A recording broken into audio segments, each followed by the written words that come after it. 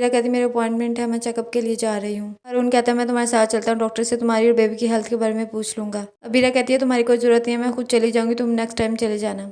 हारून कहता है ये बच्चा मेरी तुम्हारे पास इमानत है, बी केयरफुल, इसका ख्याल रखो। सुबह ही खावर को कॉल करती है और कहती है आप सबरीना से मिलने आए, मेरे घर तो आए ही नहीं। जब से सबरीना गई है आपने मेरे घर आना छोड़ दिया है।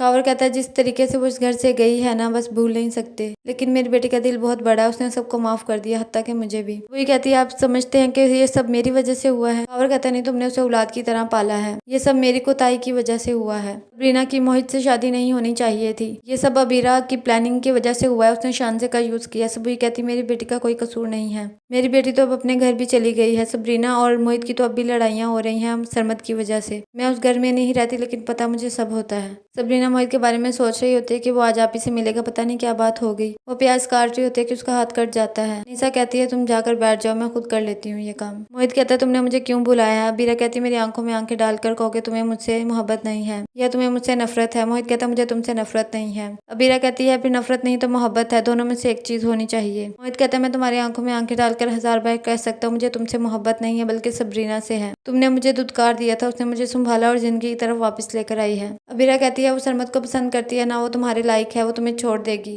मोहित कहता है वो मुझे छोड़ दे, लेकिन उसकी जगह तुम कभी फील नहीं कर सकती। तभी एक गुंडा आता है और अबीरा को कहता है ये नहीं मान रहा तो मेरे साथ चलो, मैं तुम्हें बहुत खुश रखूंगा। मोहित उसे मारने लगता है, वो गन निकाल लेता है। अबीरा उसके सामने आ जाती है। मोहित अबीरा को साइड पर करता है कि वो नीचे गिर जाती है। श्री कहती है अबीरा को कॉल करो और पता करो कहाँ रह गई है। हारून कॉल करता है लेकिन वो टर्न नहीं करती। डॉक्टर मोहित को कहती है उनकी तबीयत बिल्कुल भी ठीक नहीं है, आप उनकी फैमिली को इन्फॉर्म करें और यहाँ पर बुलाएं। मोहित कहता है अबीरा ने मुझे मिलने के लिए बुलाया था, वहाँ पर गुंडा आ गया, वो अबीरा के साथ बदतमीजी कर रहा था, मैंने हाथ उठाया तो उसने गन निकाल ली। अबीरा मेरे सामने आ गई, मैंने उसे साइड पर किया तो वो नीचे गिर गई। डॉक्टर कहते हैं आपकी बेटी तो ठीक है, लेकिन उनका मिसकैरेज हो गया है। सुबह हुई हारून को कॉल करती है और कहती है बेटा हम हॉस्पिटल हैं, अबीरा के साथ कुछ हादसा हो गया, तुम जल्दी हॉस्पिटल आओ। हारून को पता चल जाता है अबीरा मोहित से मिलने गई थी। हारून कहता है तुम मोहित के लिए कुछ भी कर सकती हो, अपने बच्चे को भी मार दिया। अबीरा कहती है हाँ मैं उसके लिए मर भी सकती हूँ। हारून कहता है तो फिर खुद मर जाती, मेरे बच्चे को क्यों मारा है, मैं तुम्हें कभी माफ नहीं करूंगा। अबीरा कहती है मैं इस वक्त बहुत तकलीफ में हूँ। हारून गुस्से में वहां से चला जाता है।